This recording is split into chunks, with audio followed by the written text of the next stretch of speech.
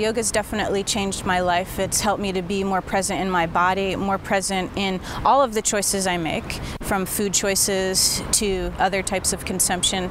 I'm more present with how I relate to other people throughout my day, from my family members to the clerk at the natural food store.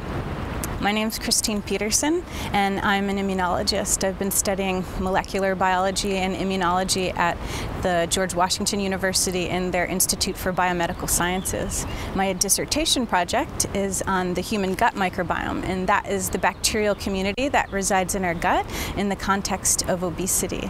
I'm also a yoga teacher. I teach Ashtanga yoga and hooping, and I'm generally interested in conscious living, incorporating more plant-based foods into our diet, using sustainable resources and fuels, using green products in our homes, and meditation, just daily living in a way that can align us more with the highest vibration possible.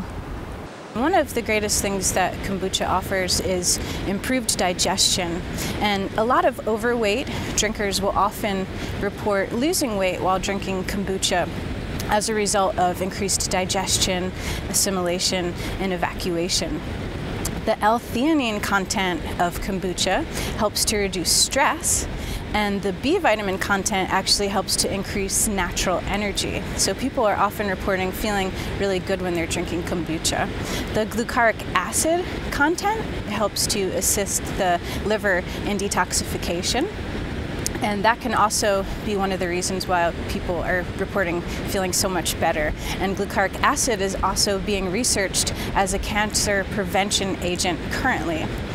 Also, increasing the commensal bacteria in your gut helps to reduce inflammatory processes going on in the body. So a lot of athletes will report that they feel less recovery time after a hard workout as a result of drinking kombucha.